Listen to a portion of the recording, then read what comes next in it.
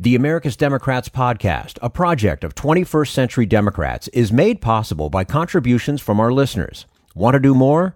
Go to americasdemocrats.org and click Donate. And thank you for allowing us to be your voice. And if you enjoy the show, please share it with your friends on Facebook and Twitter, and leave us a review on your favorite podcast app. This is the America's Democrats podcast, the weekly podcast for stand-up Democrats. I'm your host, Jim Cuddy. This week, Caroline Weinberg of March for Science says a vote for science is a vote for the common good. Author Christopher Martin, Truth Squad's corporate media on unions. And Bill Press talks with Kelly Dietrich, founder of the National Democratic Training Committee. Had enough of Fox News, the House Freedom Caucus, and Donald Trump? If you want the facts that you won't get from them or from the fake news sites of the alt-right, then stay tuned. Our sponsor, 21st Century Democrats, works hard to get everyday Democrats involved in returning our party to its roots and to success at the ballot box. Sit back and listen, then stand up and fight. And follow 21st Century Democrats on Facebook for all the latest progressive news. We're glad you can join us. The role of science in public policy has taken a back seat at best in the Trump administration. Caroline Weinberg says science is vital to a working democracy, and it's time that voters take a stand. And we say hello to Caroline Weinberg, who is Interim Executive Director of March for Science. Caroline Weinberg, thank you so much for joining us today on the America's Democrats podcast. Thanks for having me. Well, our pleasure to have you with us. So let's start with the basics. What is March for Science? March for Science is a nonpartisan organization and movement that focuses on advocating for equitable evidence-based policies that serve all communities. It started as, perhaps not surprisingly, given the name, a march in April of 2017 and has really evolved into a movement that focuses on breaking down barriers between scientists and their communities and highlighting the role of science in society and policy as we advocate year-round for change. Now, one of the projects you organize is called Vote for Science. What are the goals of this project? So the lead on that project is actually a woman named Kristen Gunther with the organization. And what it focuses on is the fact that not just it's an election year, which perhaps you knew, but we're focused on the idea on registration and get out the vote and having people pay attention to the science policies of candidates and incumbents as they vote. But also, Vote for Science really represents the fact that year round we need to be encouraging our officials to be casting their votes for science around policy. And every month we focus on a different area of science and policy to really highlight that science is not just science in the government. The way that it's often talked about is just around like healthcare and the environment, which are both very important topics, but there's also a lot of other ways that it intersects. And we really wanted to highlight all of those. Give us a rundown of some of the specific issues that you want voters to advocate for with their elected officials. So the environment and healthcare are obviously extremely important, as is basic medical research. But one of the things that we've really focused on is the fact that as a national organization, we can set what we run campaigns around. But in reality, every community, local, state, federal, faces their own challenges around science, whether that's paying attention to science in infrastructure or housing, or basic science research, or immigration. All of these issues intersect with science. And so what we do is create the tools and the access to knowledge that are required for people to be advocating for what science is important to them. And because we can't possibly keep our eye on all of the things that are happening. And so having people be aware of how science intersects in their community is really key for change. Well, and I think it's so important. You alluded to it there, is that science, it's connected to everything. It's not just the healthcare. It's not just a couple of other things. The environment. I mean, it's intertwined in just about everything in our lives. And I think we need to approach it that way. And maybe that would help people understand better. That's the idea. There's a lot of scientists on the whole don't do a great job of kind of highlighting the role that science plays in every aspect of our world. I mean, there's no this concept of like science is boring or science in an ivory tower. It's we need to break down those barriers and make sure that scientists interact with their community and really highlight all of the amazing things that science does. And in addition to that, have conversations with their communities about the things that science fails to do, about the way that it has let communities down, about what communities need from science that we can change. And having those conversations to really talk about how science intersects with society and policy is just incredibly important, because it's our phones, it's the medicine you take, it's the roads that you use, it's the elevators. I mean, science is literally everything. Yeah. We're speaking with Caroline Weinberg, Interim Executive Director of March for Science. And Caroline, some of the issues you identify clearly fall into a science agenda. Others, such as fund family reunification, may come as a surprise. And this goes back to what we were talking about. How does science intersect with public policy in ways that we don't always expect? I think part of the issue that we find is that scientists are really only consulted when it's something that is like obviously science, something that involves beakers and Bunsen burners, or something that has to do with the environment, or something that has to do with basic research. But in reality, scientists have a role in giving input on basically every policy that we confront. And so that's what we really need to urge, is the fact that scientists need to have a role as advisors in all of these things. And the example with family reunification, we got involved with a couple of organizations that specialize on like child psychology and social work and things along those lines.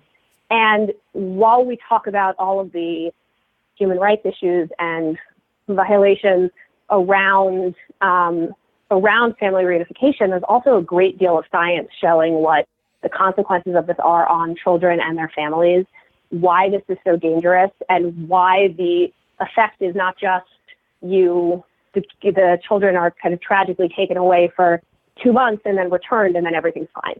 That's not the way it works. And so we need to highlight that, and what we've been drawing attention to as our kind of call to action around it is the need for reunifying families, but also for specifically providing dedicated funding for mental health care for the children and their families, because the trauma that they've been put through it's not going to go away immediately. And that's what the science shows, and what we as a community need to urge our officials to acknowledge and change. This political moment is often referred to as the post-truth era. What are some of the wider implications of a declining respect for truth and expertise? They're kind of never ending. I think part of it is that once you kind of undermine the kind of faith and commitment to expertise, it's a slippery slope. If you can't be believed in one area, why believe someone in another, is the mentality that is pushed along. And we've also allowed the narrative to become that there's one party that's pro-science and another that's anti-science. And that also pushes us into a dangerous narrative, because it's that one party is the party of truth and the other is not. And it limits our ability to have these conversations. It lets people off the hook for different things. It doesn't give recognition to the fact that not everyone fits into what our concept of their party's perspective on science is. And this concept of the truth, like the post-truth era, it's just very true. And you see it in how people ignore science in kind of every area. Now, as we know, voting isn't always enough to guarantee action on the issues we care about. What is the advocacy you promote that goes beyond Election Day? So, we're very focused on getting people to elect, to pay attention to the science policies of their candidates as they vote, and to get them on the record of what they think. But the reality is that we can elect, if every single person who we elect in November is pro-science, it's not actually going to change anything unless they're held accountable for actually implementing pro-science policies once they're in office. So science is not just a buzzword, it's actually something that you need to integrate into what you're doing. And so what our advocacy focuses on is the idea that voting or marching or a one-day activity is not your civic duty and then things are over. You need to constantly be holding people accountable for the policies. If they're not implementing smart climate change policies or paying attention to science when they talk about the budget or immigration, then they're not doing enough. And so we focus on year-round advocacy to ensure that that officials don't forget that we're out there caring about science, basically. Mm-hmm. Absolutely. And what has been the reaction so far to the campaign? Really positive. I mean, we've had thousands of people participate in petitions and writing campaigns and calling their officials. And we've actually heard from some officials saying, like, we did a campaign around next generation science standards in December, we focused on education in December. And we heard back from some Department of Education talking about what their policies were. So people are paying attention when you have these conversations. And we've had success in some of in advocacy campaigns that we've been working on. And our partners, we have 300 partners who range from, we have this very diverse coalition that we work with. It ranges from kind of the traditional scientific societies and science-focused organizations to things like the National Farmers Union and Firefighters United for Safety and the National Science Teachers Association and groups that focus on social workers and professors and all of those things, kind of redefining the scientific community in that way. And all of them have been incredibly supportive of this initiative to make sure that science year-round stays a part of policy. I think it's fantastic. And your organization has an upcoming event called A Week of Action. What will happen and how can listeners get involved? So the Week of Action is going to focus on highlighting the role of science in society and policy. So every day is going to be dedicated to a different kind of area of advocacy. So it's going to be local, state, federal, executive, and then voter registration and get out the vote. And we're going to spend the week really through social media campaigns and op-eds and, just different ways of communicating with our supporters and the public. We're going to really be highlighting how science plays a role in our everyday lives and how that translates to policy. So the way that we're hoping that people will become involved is first becoming actively involved. So planning events, submitting videos of how science has kind of intersected with your life, participating in the social media campaigns, participating in the advocacy campaigns that we do. So sending the emails, writing the letters, making the calls, going in person to visit people. Those are all ways that people can actively engage. And it's not as though it's like 1 week of focusing on science and then we're done for the year. But right. But it is going to be a week to kind of full force represent to officials that we didn't just kind of march in April, that we are still exist as a movement en masse, pushing them to advocate for science. And that's a really important and powerful message to send altogether. It goes beyond April and it goes beyond election day, as we talked about. The website have all the information about anything folks want to learn and if they want to get involved? Yeah, the website, marchforscience.com, has information on, we focus on different advocacy initiatives that we're doing year-round and every week, and also some toolkits on how to host events and how to get involved with your officials and how to join us on social media and things along those lines. And in the next week or two, we should have information on the site about the Week of Action. Okay, fantastic. Caroline Weinberg, Interim Executive Director of March for Science, joining us today on the America's Democrats podcast. And again, that website, marchforscience.com, you can learn all about the organization. You can get involved and, make the world a better place. And that's kind of what we're all looking for. That's what we're all trying to do. Caroline, thank you so much for your time with us today on the America's Democrats podcast. We look forward to hearing back from you again soon. Thanks a lot. Have a great day. Thank you, you too. And this is the America's Democrats podcast, the weekly podcast for stand-up Democrats.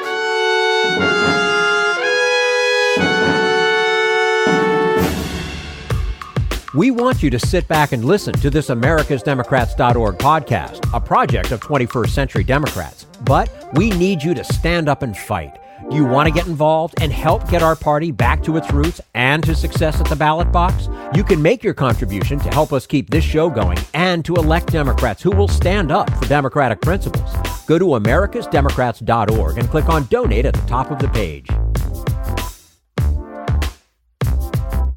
This Social Security measure, I believe that we must pass legislation to provide medical care. This is our tradition. When our grandparents came to America, it was the Democratic Party which said, welcome. It was the Democratic Party, the party of Roosevelt and Truman and Kennedy and others, who said that America belonged to all its people, not just a handful of the rich or a few giant corporations. That's why great leaders like FDR fought so hard for Social Security, and why JFK stood up to the insurance companies and their Republican allies to get Medicare. It's not just one thing, or one time, in one place. It's about a whole history of standing up to the Republicans and saying someone has to be on the side of regular working people in America, whether it's defending Social Security or just the way your loved ones are treated on the job. That's what the Democratic Party is all about. And that's why this message has been brought to you by the Democratic Party. Working people like you and me. Paid for by 21st Century Democrats. Not authorized by any candidate or candidates committee. This is the America's Democrats podcast, the weekly podcast for stand-up Democrats. Coming up next, why you shouldn't believe everything you hear in the media about labor unions. But first, we turn to Jim Hightower, America's #1 populist, for his common sense commentary.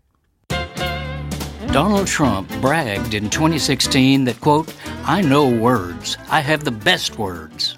Well, occasionally he does use some very fine words that convey great promise, as in this sentence.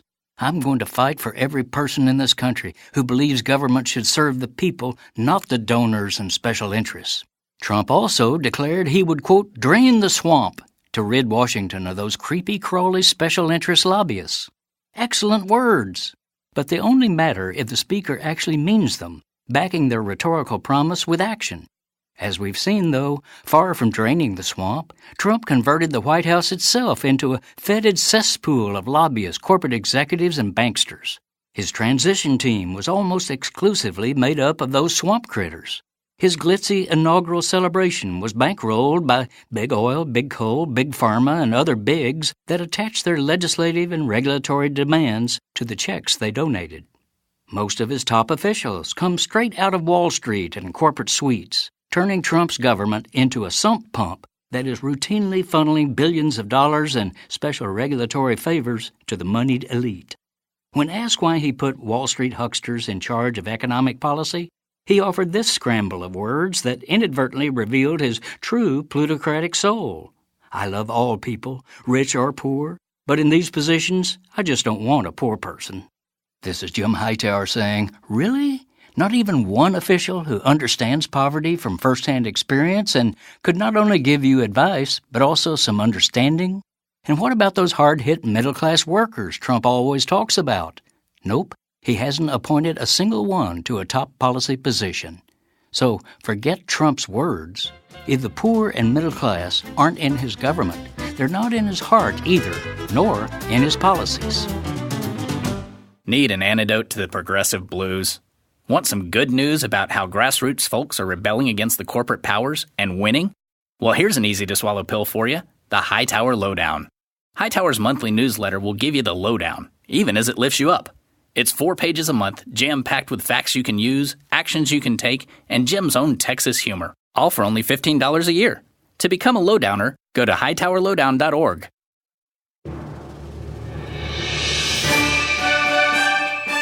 This is the America's Democrats podcast, the weekly podcast for stand-up Democrats. Christopher Martin has spent countless hours absorbing how journalists cover labor unions. He says that by appealing to consumers over citizens, American media is missing the true story about the working class. And we say hello to Christopher Martin, author of Framed, Labor and the Corporate Media, and the forthcoming The Invisible Worker, How the News Media Lost Sight of the American Working Class from Cornell University Press.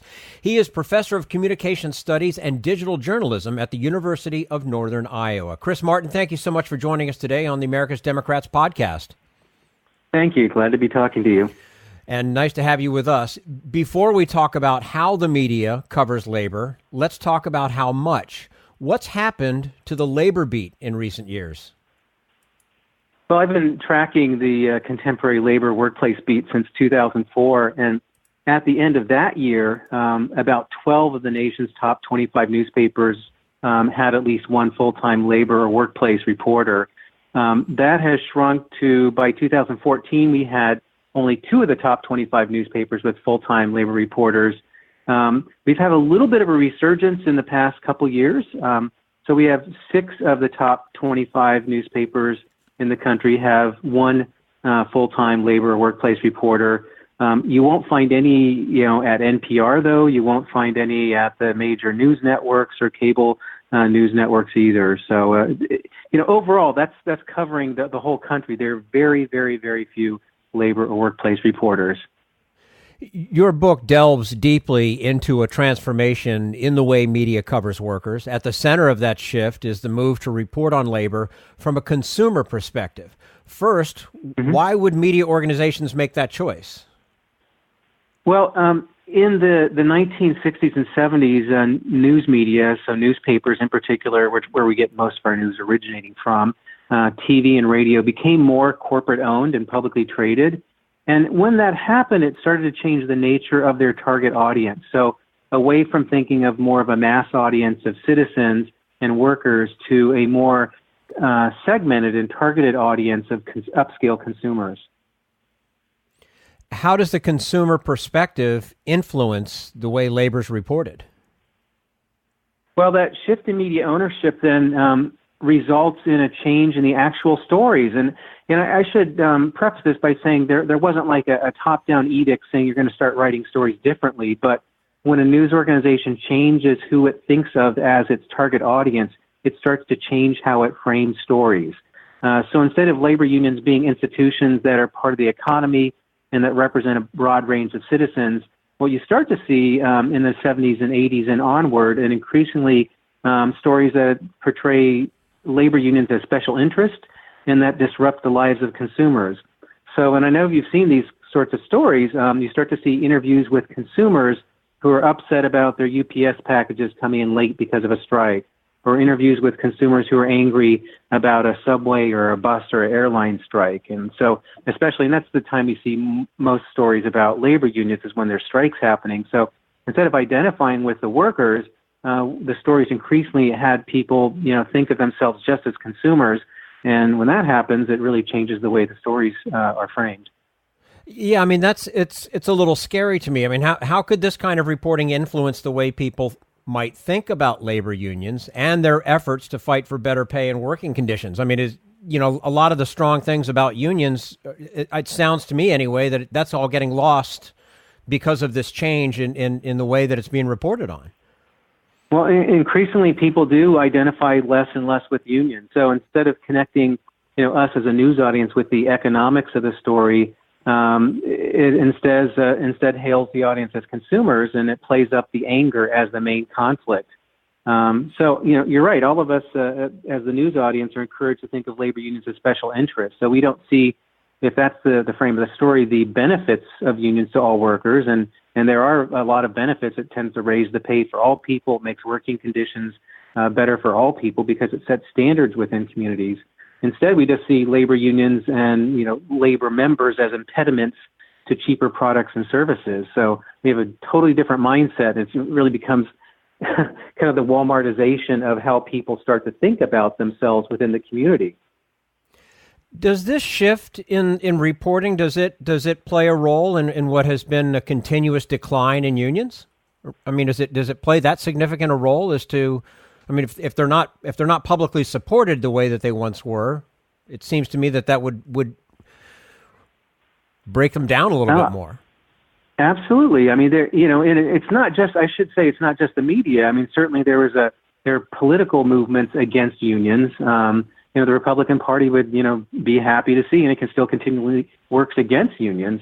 But when the news media start to take a different approach to their narratives and start framing labor unions as special interests that are against our interest as not as citizens but as consumers, it does start to change the way we think about them. We tend to not think about them as part of us. And if you go back and look at stories from the 40s and 50s and 60s, you see unions being treated. I wouldn't say there's a golden age of union journalism, but there were more labor reporters, and they tended to talk more about what unions were doing for the people, what the issues were in contract negotiations, what unions were doing in their communities and things like that. To fast forward from the 80s onward, we start to see unions as news audience members as things that are disruptive to our daily life. They're making things expensive, that are disrupting the economy, and so that I think that does really play a big role in people allowing the political side to continue in destroying unions. We're speaking with Christopher Martin, professor of communication studies and digital journalism at the University of Northern Iowa. He's also the author of Framed, Labor in the Corporate Media, and the forthcoming The Invisible Worker, How the News Media Lost Sight of the American Working Class. Chris, another thing you write about is objectivity. Most journalists consider themselves objective, but is that what is happening in the way they cover labor? Well, there's an interesting thing when the narratives start to be framed more as consumer narratives. It changes the story and changes the way that you might objectively approach a story as a journalist. So it used to be the labor stories were framed mainly as a conflict between labor and management. And so you talk about contract negotiations in stories. You talk about, I think truthfully, and you could verify the positions and claims of each side. But by shifting the frame of the story to consumers, it seems to be objective in a way, right? Because you're not taking the side of labor or management. You're just taking the side of consumers, so your news audience. But the consumer frame, in effect, actually works to the benefit of management every time and to the detriment of labor. And it's because the point of the consumer frame is that labor is making things too expensive, or in the case of a strike or a management lockout, it's disrupting the regular flow of products and services. And so you don't really, as a consumer, care about the issues. You just want whatever labor is doing to stop. And if you want labor to stop what it's doing to accede to whatever management's asking for, then that it seems like it's objective, but it's always helping management in every time. It seems to me folks need to take history lessons and go back and look at what unions did for this country and the growth of this country. And as we continue to chip away at unions. To me, we're seeing the negative aspects of that now, and I'm afraid that doesn't stop anytime soon. Corporate control of media is a growing concern for many of our listeners. How do corporations themselves make their mark on media coverage of labor, and how does that compare to unions? Well, it's good to remind ourselves that media companies themselves are corporations. They have their own workers, which are sometimes unionized, sometimes not. In fact, there's a long history of media corporations that have resisted their unions. In fact, that was a big thing as the news media, particularly newspapers, became more corporate-owned and publicly traded in the late 60s. There was a huge effort to bust the unions at the newspapers. So every time there's a union story, or a story even about the working class, there's a measure of self-interest in the way that media corporations cover unions. So I would also hold out a little bit of criticism for unions themselves. I mean, historically, many of them could do much better in communicating with the news media and trying to get their part of the story across. But I should also say that's generally not a fair fight. So big corporations have enormous resources. They have huge public relations departments to hone their message, and unions oftentimes don't. And just in recent weeks and months, we've seen the push to continue to defund unions. And now the case, the kind of the last area of strength in unions in the United States and public unions. And I think that makes it even harder for unions, to survive in that fight and to make that a fair fight. So we live at a time in which the news media have very little understanding of labor unions and the state of the American working class to begin with. And most media companies don't want to help that out very much because, they don't like unions themselves. We've mentioned your new book titled The Invisible Worker. Why did you use the word invisible? Well, I think that workers seem invisible most of the time in the media and even in politics. On the media side, they're mostly invisible in the news. I mean, the news doesn't cover, the working class or labor unions as part of the working class on a regular basis. even if you look at, television and movie entertainment, we very rarely see, working class people or families. I mean, we see, people who are much more upscale. The other part of that is the news media, do at times cover the working class, but they usually only cover them as a political story. And you see that, every 2 to 4 years. So we worry about like, what does the working class think about this candidate or that candidate, or what effect are they going to have, on the election? It's usually, just in terms of the presidential election. But there's a whole lot that happens in between. And so we come to, those political stories every 2 to 4 years. And it's, the news media usually covers it in a very stereotypical way. So we go to, white working class people, which is just one segment of the working class. And it just, after the election, we forget about them, or the news media forgets about them. We don't see much about them until the next time around. And it seems like every time they're angry, too. So you have to ask yourself, why is the working class upset or angry about things? Well, I don't think they get listened to, the other, 3.5 years of that period. If you were invited into a newsroom to advise on how to cover labor, what would you tell journalists? I would tell them 3 things. The first thing I would recommend is that they hire a reporter to cover the labor beat full time. And I really think you need someone who learns the local environment for workers and business and understands the issues. It's really difficult to send a general assignment reporter out to cover something that's happening in labor with the working class who just doesn't know that. So you really need someone who's dedicated to the issues. And we do it with sports reporters. I mean, we wouldn't send a soccer person out to cover baseball if they didn't know anything about it, but we seem to cover labor that way. The second thing I would say is that I would remind the news media and people in a newsroom that labor coverage should include all of the working class. So not just white men in industrial jobs, who I'd mentioned, that's kind of the stereotype we see, on those political stories. But we should see service workers, who are the majority of workers these days in the United States. We should see women, who are half the workforce. We should see people of color. We should see immigrants. I mean, all those people are part of the working class. And it's the political side that oftentimes wants to divide the working class. But I think, the news media is for their audience are citizens, and they should think of the working class as everyone. The third thing I would recommend is something related to that the working class aren't an occasional anthropology project for reporters. And oftentimes it seems like that when they go to cover something, like these are these unusual people over here who we don't oftentimes talk to. Working class people are real people. They're citizens in our community, and their story deserves to be told on a regular basis along with everyone else in the community. So I think those are the things that newsrooms need to go back to and think of their entire audience, not just as upscale consumers, but as citizens, which includes everyone in their entire readership or viewership or listenership area. Mm-hmm. The working class is the backbone of this country, and it's a shame that the media coverage has turned on them, really. Absolutely. There's 160 million workers in America. You would be hard pressed to find any kind of beat, in a newspaper or TV station or radio station that's potentially that large, covering that many people. Yeah, as we look at resources within, in newspapers and other news organizations, I mean, we see specialties, on things like real estate. We see specialties in things like sports, specialties on, people who, cover the tourism, who cover the arts.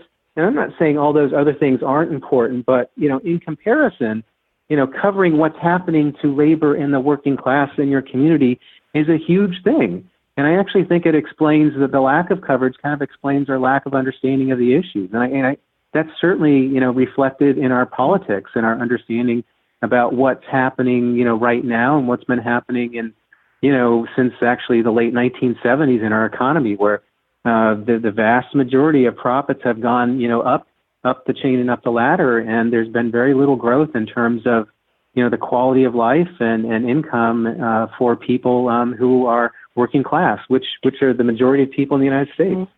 Mm-hmm. Christopher Martin, he is the professor of communication studies and digital journalism at the University of Northern Iowa, also the author of Framed, Labor and the Corporate Media, and the forthcoming The Invisible Worker, How the News Media Lost Sight of the American Working Class. Chris, thank you so much for your time with us today on the America's Democrats podcast. We do look forward to having you back again with us soon. Oh, it's really been my pleasure. Thanks so much. You're quite welcome. And this is the America's Democrats podcast, the weekly podcast for stand-up Democrats.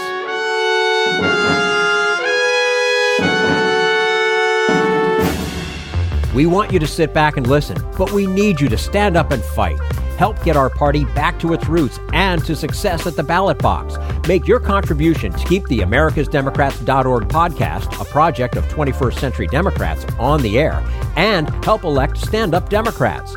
Go to americasdemocrats.org and click on Donate at the top of the page.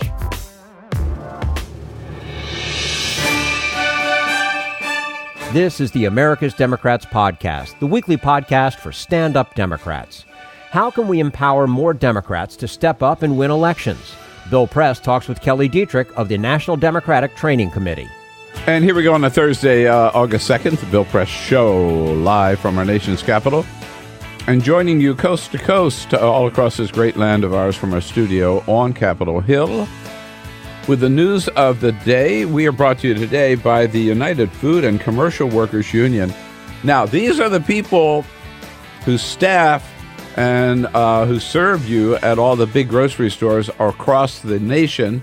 They're the good members of the UFCW under President Mark Perrone. They're the ones who demand your food ID when you buy groceries because, of course, you can't buy groceries without the food ID. I wonder what the members of the UFCW thought about that. Oh, Jesus, I've had this job for 12 years and I kept forgetting to ask for people's food ID. Very important. Oh, very important. As of now, man. You know, I stopped at Trader Joe's yesterday to get a yogurt. Damn, I had to show my photo ID. Yeah, that's just the world we live in, It was terrible. Anyway, check out their website at ufcw.org, and we welcome to the studio head of a very, very important organization, particularly for this year, but beyond, the National Democratic Training Committee, founded by a founder, Kelly Dietrich, who joins us in studio all the way from Chicago. Hi, Kelly. Nice to see you. Good morning. Thanks for having me. We want to jump right into this, but we've been on the air for a little while here, and our listeners and viewers are weighing in. Peter? Yes, indeed. A couple of comments on Twitter, at BP Show, at BP Show. You know, I did the story about Chipotle having another problem with food safety outbreak. Walker says, this is mean. Oh, no. Can we get Trump to skip the Big Mac at McDonald's and go to Chipotle instead? Just an idea. Just an idea. I remember he had that burrito bowl for Cinco de Mayo. I love Mexicans. Oh, man. Yeah. That's right. He loves Mexicans. KG says, I couldn't even go buy groceries with my new plastic 3D printed gun because I didn't have the proper ID. Yeah, something like that. Talking about the Paul Manafort trial, Jess says, I saw Manafort's You mean Al Capone? Al Capone, yeah. I saw Manafort's jail intake photo, and the super ironic thing is Manafort looks more human in that intake pic than any other image I've ever seen of him before. I agree, by the way. He looks terrible. He looks like a prisoner in that photo. You talked about your new book, which is coming out in September. Al says, I absolutely know the one reason to keep Trump in Bill's new book. He says what it is to avoid Mike Pence's hand. Mike Pence getting his hands on the presidency. I guess you'll just have to read the book to find that out. If you have a comment, find us on Twitter. We are at BP Show, at BP Show. We are taking your comments on any topic at any time. All right. Thank you, Peter, and thank you all for weighing in. And don't forget, we love you to do that all through the show and whatever we're talking about. Your comments on Twitter, at BP Show. So, Kelly, National Democratic Training Committee, what is it? When did it start? And by the way, you're based in Chicago, right? I'm based in Chicago, and I got to tell you, I'm impressed with your commenters. I can't be that witty this early in the morning. That's impressive. They blow me away every morning. They can also be really mean. Yeah. Oh, I can. And I don't know where they get that from. They certainly don't get that from listening to the show. No, not at all. But they're great people, and they're on it. So we join you in Chicago every day on WCPT. Absolutely. Great city. Love it. Love going out there, and a lot of good friends there. And a political powerhouse, right? So it's a good place. There are a few Democrats. Yeah. Yeah, for an organization like yours. So again, what do you do, and when do you get started? Absolutely. So the National Democratic Training Committee has one goal. We provide free campaign training to any Democrat anywhere in the country. And it really grew out a sense of my experience as a campaign consultant. I did a lot of U.S. House, a lot of U.S. Senate races. And I would go all around the country helping people start up campaigns, right? Which are $1 million, overnight businesses. They're small businesses that pop up. Right. And you'd have these amazing people who run for city council, school board. Like, they're really committed to making change in their community, but they don't know. They come up and ask, how many votes do I need to win? How do I craft a message? Simple, pretty basic stuff, huh? Exactly. But if you haven't done it before, you don't know how. And I realized they were forced to reinvent the wheel over and over. And so I took some time to look at, what are we doing to empower these type of candidates? How are we helping these people? And I saw, Bill, my wife is the smart, successful one. She was doing some amazing things with online learning. And I realized that's the answer. We need that in democratic politics. We should be empowering anyone who wants to step up and run, and giving them free training, access to those best practices, access so that they can make a difference in their community, right? Yeah, right. Okay. And you say, but is it all online? So we started out initially at traindemocrats.org. We built a free online training academy, 18 courses. It is not just a simple PowerPoint or webinar. It's interactive learning designed with help from some of the best online learning specialists in the country. Everything is designed to be taken in 30 to 45 minutes for a course. Mm-hmm. And it's not just big theory, right? You need a takeaway. Most of the campaigns, and we really focus on state rep, local races, down ballots, that they don't have big budgets. These are not full-time politicians, right? They come home, they have full-time jobs, families, careers. Right. Come home from work, have dinner with the family, put the kids to sleep, hop online, take a 45-minute course and understand, what is a vote goal? How do I figure out what it is? Download a worksheet that helps them figure it out on their race. How did these people find out about you, or how do you find out about them? Great question. So we are cooperative, not competitive. And what that means is we don't make endorsements. We don't take stances on issues. If you're a Democrat and want campaign training, you can sign up online and get it for free. So if you're pro-choice or not pro-choice? Exactly. It's not you get the training. You get the training. As long as you're a Democrat, you get the training. Your community, your area, that's on you. All we want to do is empower Democrats to win. We've seen more than 18,000 people register online for the training, which is way more than we ever expected. 18,000. Yeah. And one of the things that we also realized was that the status quo, the normal way about training in democratic politics, is if you're lucky enough to be invited, are in-person trainings, right? And traditionally those were held by some fantastic groups who do great one-day trainings.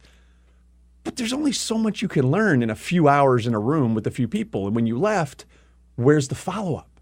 What if you have questions? So we wanted to capitalize and use that status quo to help us expand and build the reach of this. And so cooperative, not competitive, we built partnerships with all 50 state parties. We built partnerships with several dozen organizations and groups, Run for Something, New Leaders Council, Emerge, all across the spectrum, to help us spread the word. And then we held 46 separate live trainings around the country, free for Democrats to come and learn how to run campaigns. Were they one-day sessions? They were one-day sessions, but we designed each of those one-day sessions to dovetail and complement everything at traindemocrats.org. So when they left, they weren't alone. They could ask questions, learn more. They could go back and see, what did they say about how to make an ask and standing up for my campaign? Oh, it's all online. Go check it out. So I know that Emily's List has been doing an incredible job of training, particularly training women, pro-choice women. Absolutely. So you are complementing, not competing with. Oh, absolutely. Yeah, with the work of Emily's List and others. I mean, other organizations, as you mentioned. I think MoveOn.org does some of this training as well. Yeah, there can never be enough training, right? If we get to the point where candidates are going, I don't know which training to take to run my campaign, that's a good problem to have. And we're nowhere near that yet. More than 500,000 local elected offices around the country. So we believe by breaking down these barriers, right? So it's no longer just the people who have money or in a big sexy race can access this best practice.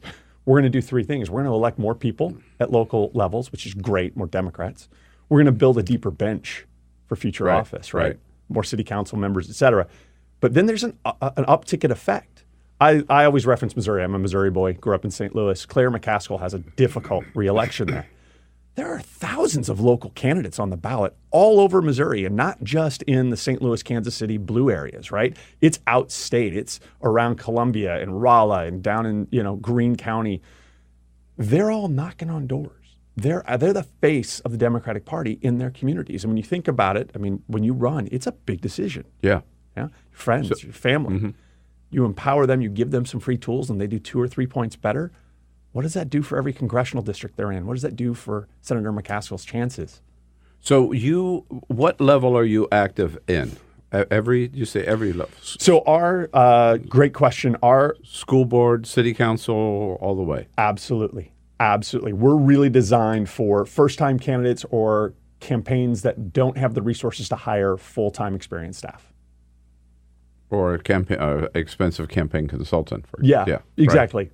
Exactly, right? Yeah, and I imagine then that the weight of your trainees or whatever you call them would tilt toward lower elective office, right? Absolutely. We have a lot of state rep, running a lot for of Senate. Chances council. are you've run for something before, or you have a built-in political network. Not always, but yeah. Right.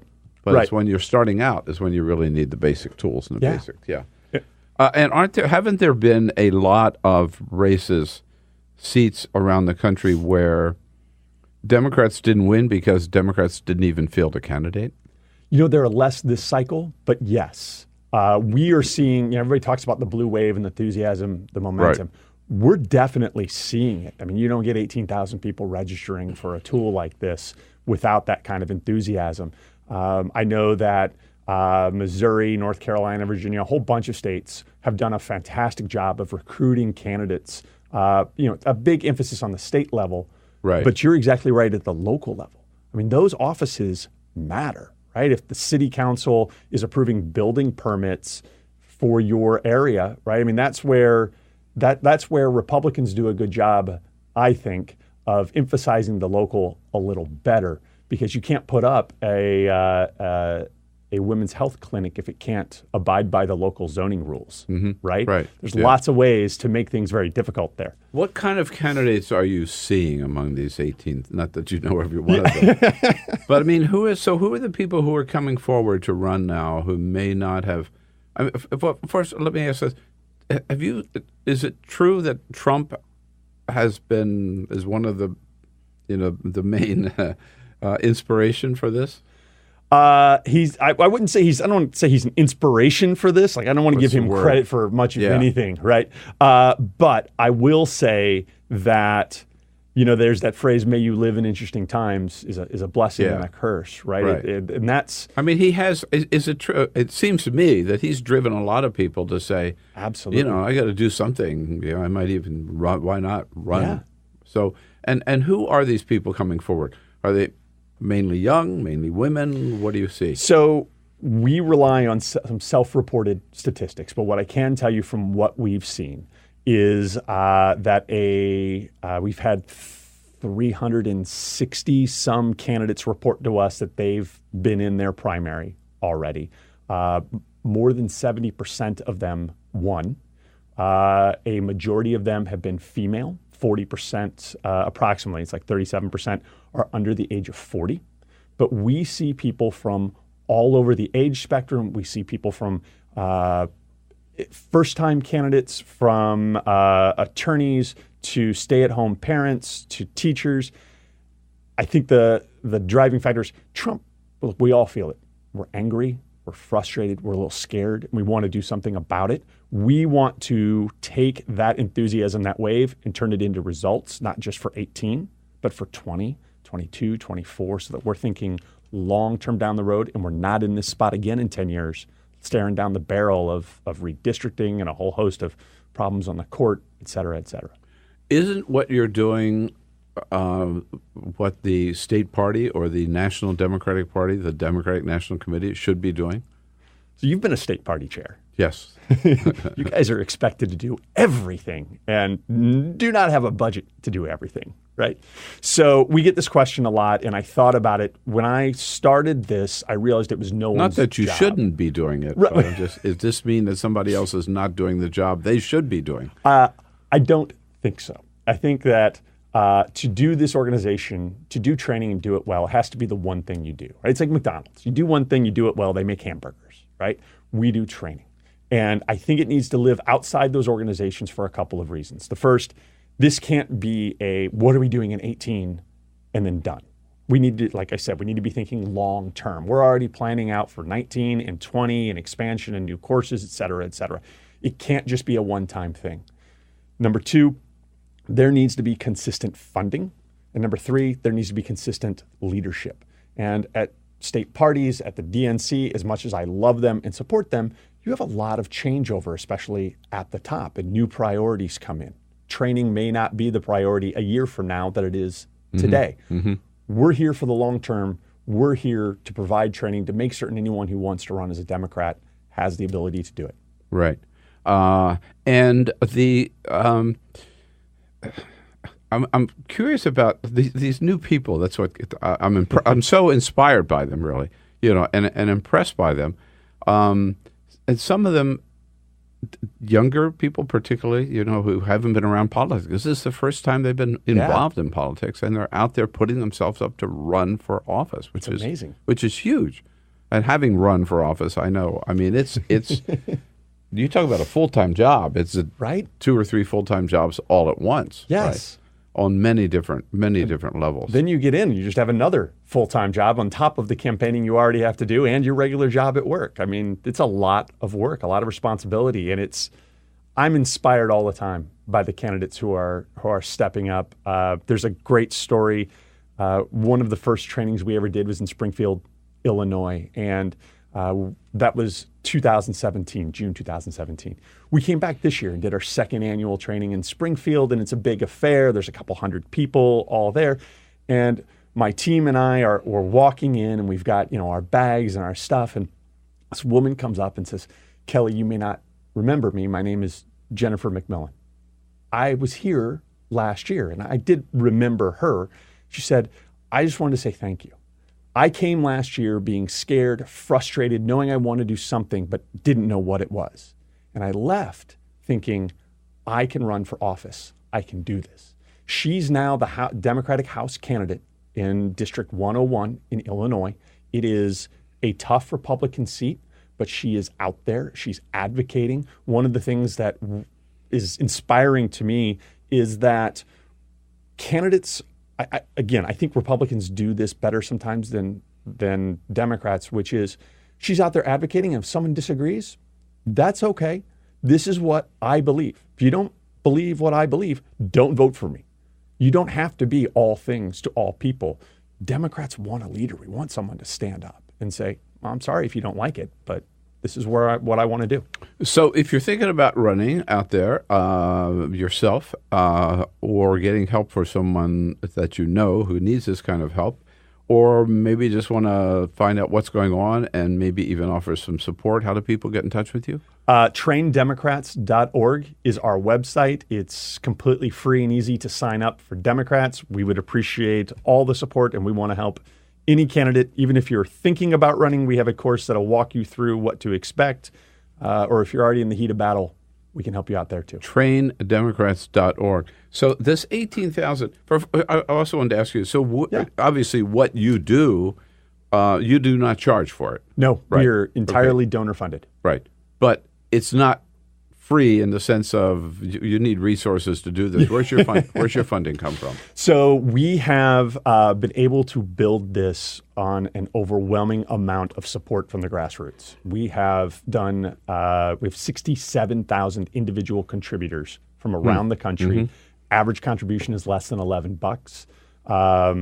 The support for this idea and this project has just been amazing.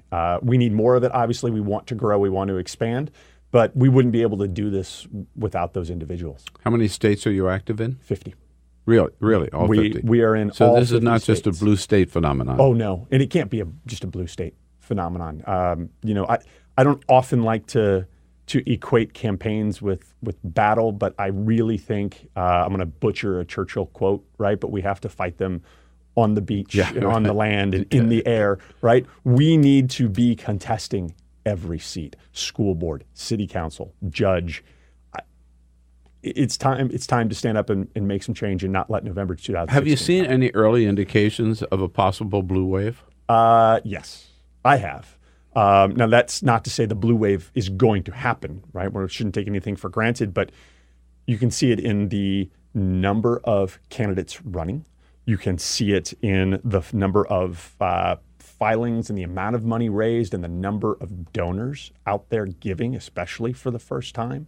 I think we're seeing it in some of the special elections, right? I saw Ohio 12 is within 1 point now. Right. I mean, we're competing. Donald Trump's going out there Saturday. Oh, good. Yeah, right. Oh, good. There's certainly some places where he goes, it will not be good. Ohio is not necessarily going to be good in that district in Ohio. Yeah. Fingers crossed, right? But there have been. I know the DNC has a figure. I think it's last I said 39 or 43 state legislative seats which have flipped from red to blue. Yes. Right. Yes. So we're seeing that in places like Iowa, Florida. There was a Oklahoma. state Senate seat in Missouri. Michael Rivas is the state senator there, I believe. He's a trainee of ours from earlier this year or late last year, who won his special election seat. So, we're seeing it everywhere. I think the underreported story, or the biggest story of November 2018, is not going to be the Democrats taking back the House. It's not going to be whatever happens in the Senate. It's going to be the blue wave at the local level, not just state ledge, but you're going to have city councils, some that flip, some in red areas that suddenly for the first time have one or two Democratic voices on them. Because there are so many people running and so committed. Now, I don't know whether anybody could answer this question where they've done that kind of a survey, but if you say, pardon me, that there are 18,000 candidates out there today that you know of, it's probably more than we've ever had. I would, in my 20 years, it is. Just more people are stepping up, more people want to run, and again, run for seats where perhaps no Democrat has run before. So the energy, there's clearly a lot of energy, a lot of momentum, a lot of excitement on the left. Is there on the right as well? Are they seeing this surge of first-time interest in getting out there and getting involved in politics? I haven't seen it. You don't hear about the record number of Republican candidates. No, I don't think so. But, I don't see a surge of Republican first-time candidates running for local office around the country, right? We don't see that. We don't read it. We don't hear it. I don't think it's being ignored. It's not fake news. It's just not happening. I think that, this is my personal opinion, people have made up their mind about Trump at this point, right? No one's changing to him in mass numbers. If you like what he's doing, you're already a Trump fan. And there's not a lot of enthusiasm. The people who are motivated are the ones running for office, and that's Democrats right now who are concerned about our future. Yeah. Well, he could be the best, I hate to use that word, inspiration. I'm with you. Hey, look, 2020 could be the best even bigger. Recruiter that the Democrats have ever had. There you go. It is National Democratic Training Committee. TrainDemocrats.org is the website. Check it out. Get involved. Run for office yourself. Thank you, Kelly. Thanks for coming in. Thank you very much. To see you. That's all for the America's Democrats podcast. Thank you to all who made today's show possible. Caroline Weinberg, Christopher Martin, and the entire Bill Press team. And thank you for listening. If you liked what you heard, please get involved in our efforts to keep this show going and to elect Democrats who are bringing the party back to its roots. Go to americasdemocrats.org and click on Donate at the top of the page. And be sure to find 21st Century Democrats on Facebook and Twitter. And leave us a review on your favorite podcast app. For the America's Democrats podcast, I'm your host, Jim Cuddy. We want you to sit back and listen, but we need you to stand up and fight. Join us. Support the AmericasDemocrats.org podcast, a project of 21st Century Democrats, and help elect Democrats who will stand up for democratic principles with your contribution today.